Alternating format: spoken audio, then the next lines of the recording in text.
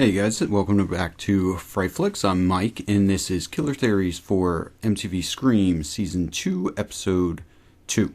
Right, of course. This episode was called Psycho. It's in line with the idea that every episode this season is going to be named after a famous horror movie. I guess you could say famous. The first one, I Know What You Did Last Summer. This one is Psycho. The previous one is... or the next one is going to be Vacancy.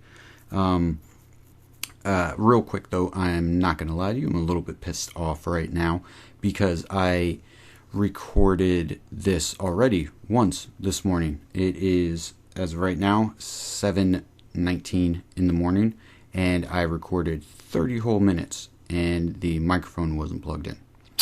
So, you gotta love that kind of thing. So I'm sorry if this all sounds a little bit rehearsed. I try to keep everything a little bit off the cuff. So anyway, whatever. Just power through it. Just plugged it right back in. Let's just start this whole thing again. So anyway, this episode was directed by Scott Speer, who has directed some stuff for MTV. He directed a bunch of episodes of something called Finding Carter, I believe it's called. And as far as movies, he directed Step Up Revolution.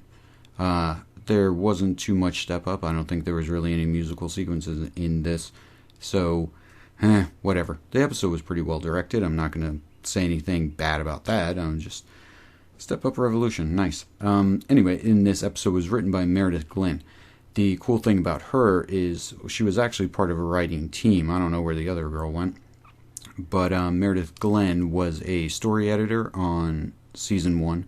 And she wrote along with her writing partner, who isn't credited on this episode, but they wrote episode 4, which was the hospital one, and they wrote episode 7, which episode 7 in the trenches in the bowling alley episode is my favorite episode of last season. So this girl is good to go, and I think this episode was pretty well written, I have to say. Overall, maybe it was a little bit disappointing, but I like this episode, and I'm kind of going to get some grievances out of the way first, and then I'll go into the stuff that I really liked. But one thing about the episode next week, Vacancy next week is going to have Mr. Branson in it again, and it is directed by Jamie Travis, which, if you guys are pretty knowledgeable of Season 1, Jamie Travis is the guy who directed the pilot and the last episode, the final episode, episode 10. He is coming back for 3, so that should be very interesting. One thing that I found out with, and again, this is from IMDb, so take it with a grain of salt, but last week I talked about the fact that there was like a character coming up called Kruger, and there was one called Myers. Now, we met Kruger this episode, so that is confirmed, they weren't lying about that. We met Kruger, and, which, by the way, a little side note, is that Noah specifically, kind of like talks about that, but that I noticed on this episode's credits that Wes Craven's still an executive producer. Very nice touch, guys. But anyway, so then that leaves the Myers girl. Kruger, Myers. So the Myers, again, I said this last time, Myers is not spelled the same way as Michael Myers. It has an E in it, but it's Haley Myers. Haley Myers, as it turns out, is the prankster girl from episode 1, who is also in this episode. So, giving her a last name, and she's in multiple episodes, I don't know, it might just be her. So, anyway, she's scheduled to be in episodes 1, 2, as we already know. She's not going to be in 3. She'll be in 4, 5, then she's not in 6, 7, or 8, but then she comes back for 9. I don't know if she comes back for more past that, but that's an interesting, boom, boom, boom, boom, boom.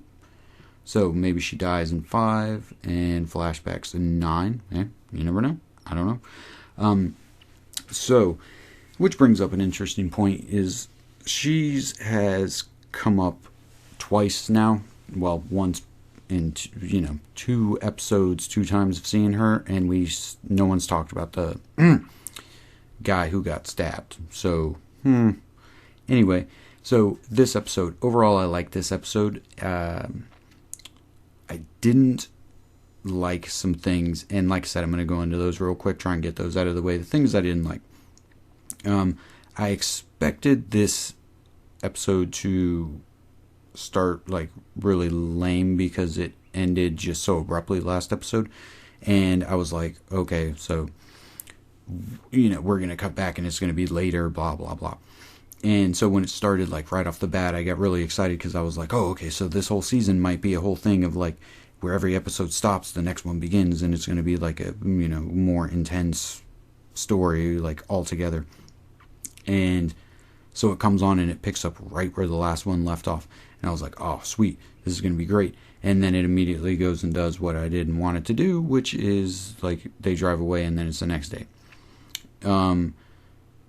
And she has this whole conversation with her mom, which is just fucking utterly ridiculous, actually. And then they go back to the place, and then it's abandoned. We've all seen this kind of stuff before, but just real quick, I have to tangent on that conversation with her mom. Now, I like the actress who plays her mom. She was in New Nightmare.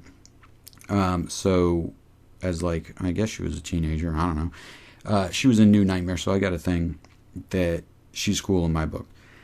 And she's not a bad actress. I'm not saying anything about that, but oh my god, like holy shit. She was hard to take. The character of the mom was hard to take last season with some of the stuff that she did, or more specifically didn't do, like tell Emma about fucking shit. But this one was hard to take. She's like, Mom, what is it? It's like, Mom, there's this weird house, and there's somebody who lives in it, and they have pictures of me everywhere, and blah, blah, blah, and I've been having dreams about it. And she was like, oh, well, yeah, I know where that place is. Like, okay.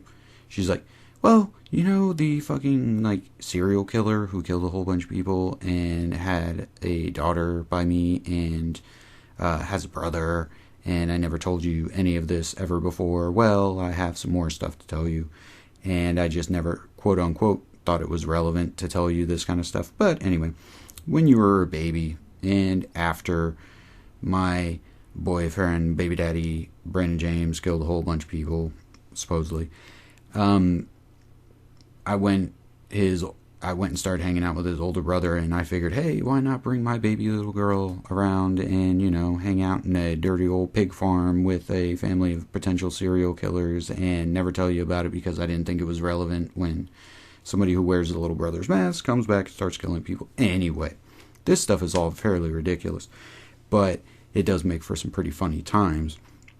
But let's move on from that. Like I said, I'm going to get some more of these little grievances out of the way, and then we'll move on.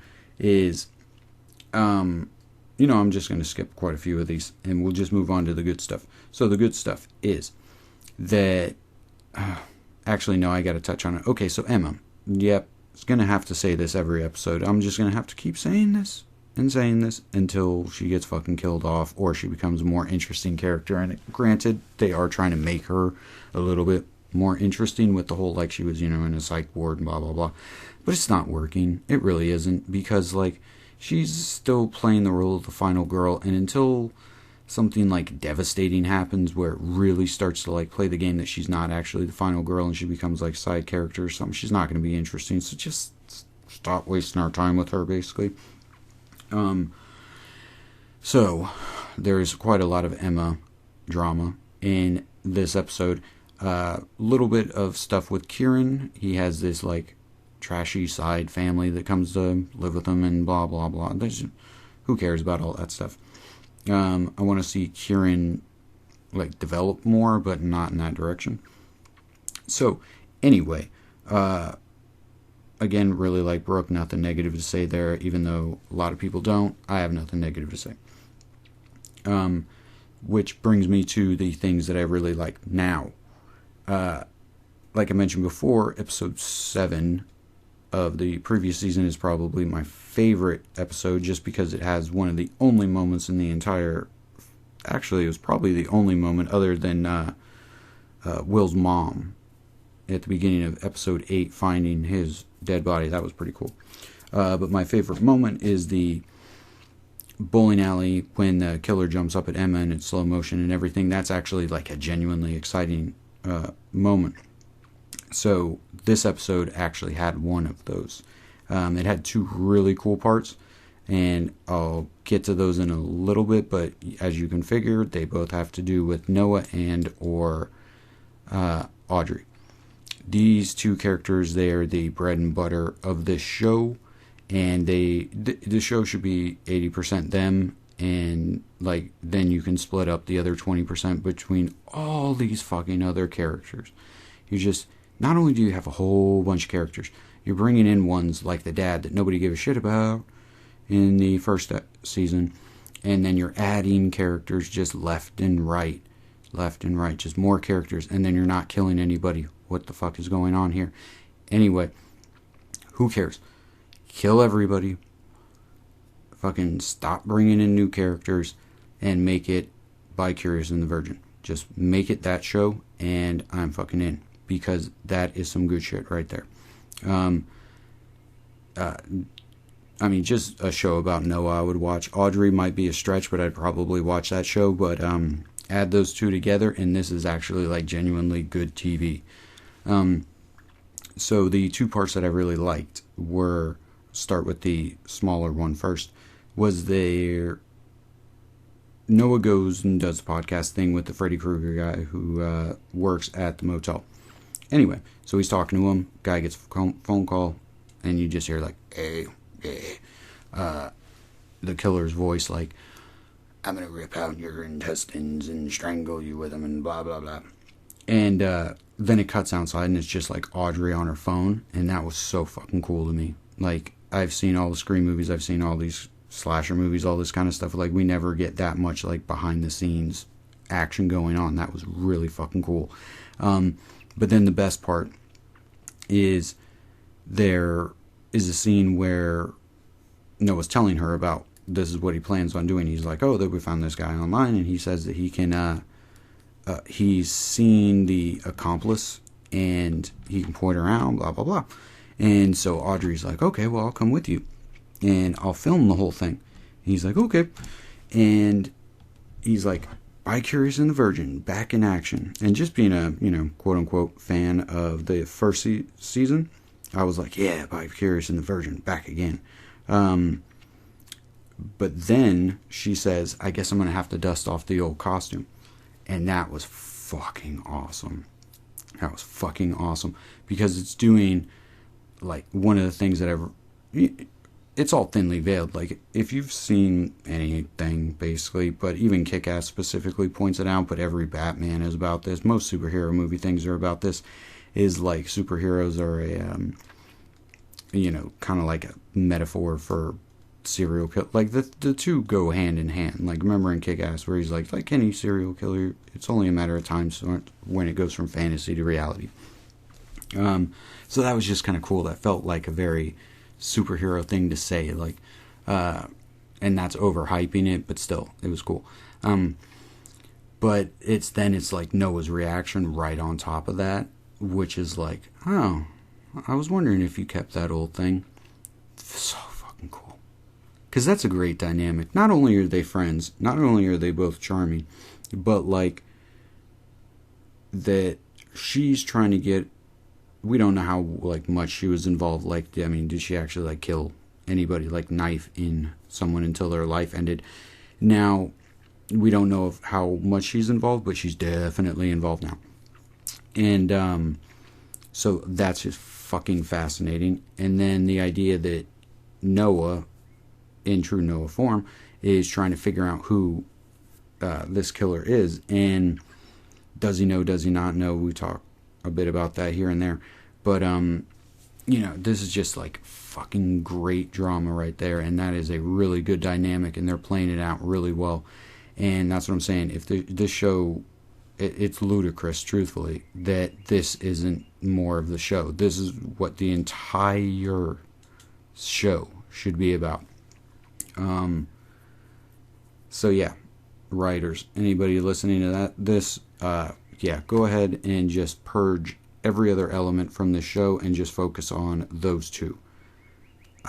Everything else can be secondary. There's one little thing that I wanted to point out real quick was there's a part where the teacher is like, oh, when lions chase, or zebras have dreams about nightmares about lions, so I can prepare them for real life. And then somebody's like, well, what does a lion dream about? Or have nightmares about? And there's a cute little joke, and it was lame. So, but anyway, the previous scene, the fucking sound design, when Audrey goes after this Haley Myers, who she thinks is the one who was texting her, like, you can hear lion sounds underneath everything. It's like, oh god, as Audrey stalks her, the lion stalks the whatever. But anyway, what does Audrey have nightmares about? That girl. Ooh, killer theories. Which brings me to a point. I think it's a little bit too early to like every episode pick a killer. So I'm not going to ask you guys to be doing that, and truthfully it's too early for me to be doing that too, but what the hell, I'm going to, because it's fun. But yeah, that girl would be my pick. I just think it would be really cool if at the end it ended up being that girl and possibly her boyfriend too. I just think that would be really, I don't know, it's interesting. It's like you got the killer reveal in like the first 7 minutes of the series. Then we went on for 14 episodes just to like arrive back where we started. Whatever. I think that would be cool. I'm totally fine with that. So those are my killer theories for this episode. Let's see. Anything else I wanted to cover? Yes. The comments. Always read the comments on the videos. They're really good comments all the time. 3 that I want to point out specifically this time through is Brittany Foster. Brittany Foster writes, I came up with a theory. So I think that the person stalking Audrey and the killer are 2 different people. I agree. That's awesome. I think that Noah is the one who found out that Audrey was the accomplice, and now he's trying to figure out exactly what she was doing and seeing, and if she's going to tell him anything. Because he's probably like, whoa, my best friend might be a killer, and he doesn't know if she'd kill him or something if he told her what he knew. I totally agree, and if that isn't true, then this show is a fucking waste of everybody's time. That is so cool, and that has to be what it is. Because it's the whole thing that like a lot of people are saying, like, oh, Noah's the killer. And I mean, he very well could be. I'm not saying he's not going to be. But the one thing about Noah being the killer is that I can't imagine that they're going to want to kill him off. And so to have another killer survive, and again, I'm totally fine with it, because the whole thing, like I said last episode, is that I think it would be really cool if he turned into like the Hannibal Lecter of the next season and helps people catch serial killers. That makes sense to me. But I think that this is going to be more Noah's role. That it's like getting to have your cake and eat it too. And people will probably say, so Noah's the killer. I'm like, no, but he was doing some scandalous shit the entire episode, because we all deal with it in different ways. And so that's kind of what I hope the maybe overall like arcing thing of this season is.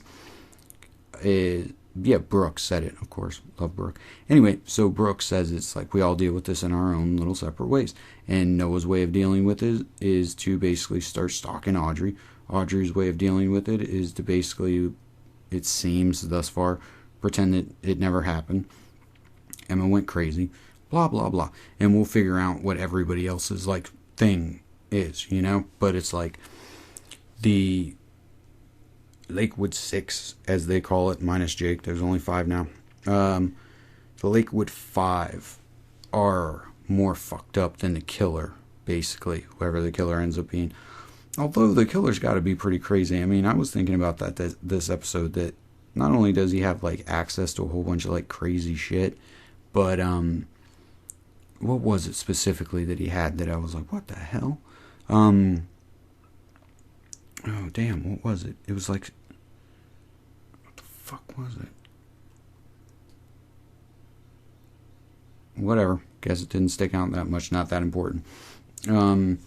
And then another comment that I just wanted to point out was Le Ghostface said, do you guys think that the thing that comes up every time there is a song is distracting? Fucking absolutely I do.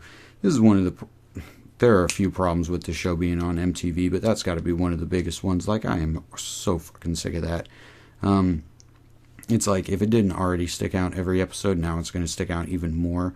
Like, I fucking hate that, what was it, like, Brooke, walks out of the place, or, they're on the dock, whatever, and then all of a sudden it's like, Deshante singing "Somebody Knows You're Home," or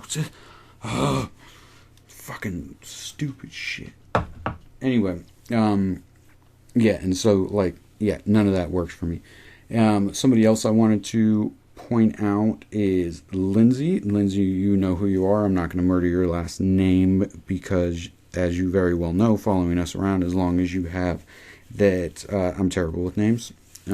But Lindsay contributed to our Indiegogo for our first feature film, Echo River, which we are going to start shooting very soon here.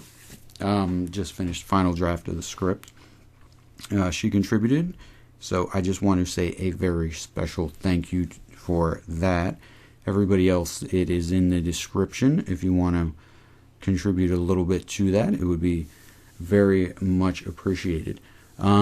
I think what I'm going to be doing now, and like I said, please forgive me if this is like kind of lame or weird and like I skip shit or whatever, because like I said, I already recorded a 30-minute version this morning, and I'm that kind of asshole. I just didn't remember to plug the microphone in. So, again, please forgive me. I think what I'm actually going to be doing after I record this and take a break, because now I'm 22 minutes in, so I've been talking for basically like 50 minutes here, is I am going to, because it's on Netflix right now, the first season is at least do episode 1, do a full killer commentary for episode 1, just to get new fans on board for the killer theories this season, and just because, I don't know, I feel like watching the first season again, so I might as well talk all the way through it. So check that out. Hopefully that will be up maybe even later today. I mean, this should probably be up sometime before noon, so then that will be up sometime, hopefully soon after that. Again, please forgive me if this was not the best video. I'll do better next week, and I will see you guys then for episode 3, Vacancy. Alright, later on, guys.